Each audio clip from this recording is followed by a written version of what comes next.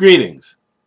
Yesterday was an interesting milestone for me in that I hit 13 years of business blogging. My business blog is called Mitch's Blog, and I write about leadership, diversity, healthcare, and other things that are related to the business that I do.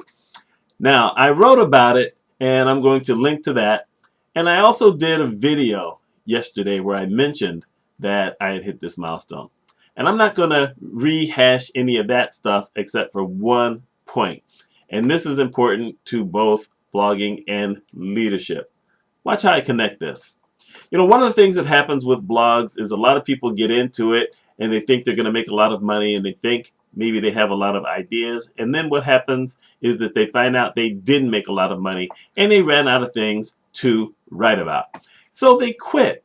And you have tons of blogs on the internet where you haven't seen a post in at least a year. Sometimes it's been forever. I mean, there's a lot of people who've left comments on most of my blogs over the years who had a blog at some point and they totally killed it off.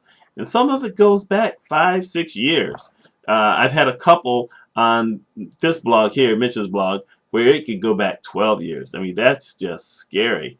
And the thing is, the link is still out there. They just let it die. Some people basically gave up their domain names, and those links are still there. But they're not helping anybody, and it's not helping their business. You have to think about something like blogging as a long-term strategy. You put stuff out there, you keep putting stuff out there with the hope that maybe one day someone comes by and sees it, or maybe you use it somewhere else and you put it out there. And at least it's content that you always have. It's the same reason I do these videos on this particular channel. They don't get watched a lot here, but I link them out to other places, and I know that some of them are being viewed when I put them on Facebook. So it's an interesting thing. You know, YouTube doesn't count if someone watches the video on Facebook, but Facebook tells me when someone watches it. So, you know, you have to get into it for the long haul. Now, as it applies to leadership, what you find out is that a lot of leaders, well, okay, first thing, a lot of leaders are bad. We'll just say that. But one of the other things I've started to recognize is that there are some people who are good at leadership who aren't as good at it anymore because they haven't been willing to either change their own thought processes and things that they do, or they haven't been willing to help younger people either understand what it is they're looking to do or integrate themselves into everything so that we all work well, or so that companies work well. And it's tough. I mean, that used to be kind of me. You know, I got into leadership when I was in my late 20s and into my early 40s before I decided to go out on my own.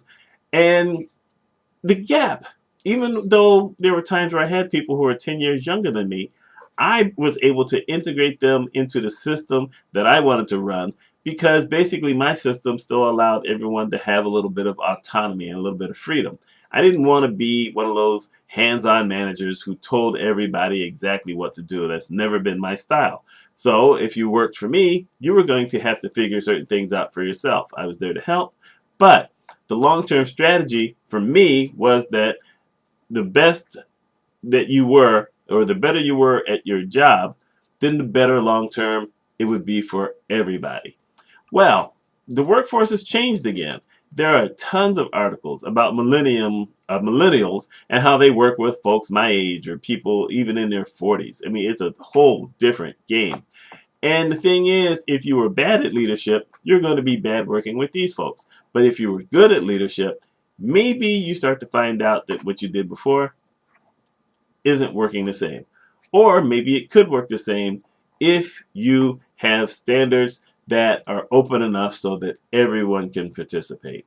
You know, it's the kind of thing you have to think about. You have to think about the long haul. You can't think of what's going to happen here in 2 or 3 years. You really need to think about processes that can go the long haul. Sure, you might have certain things that need updating pretty soon. And if you change computer systems, you've got to update your policies, which I hope y'all have procedures and policies, but you have to update them to the new technology. But we're not talking technology. We're talking about human capital, aka employees, aka co-workers, aka management, aka leadership. The aka stands for as known as, in case you didn't know that.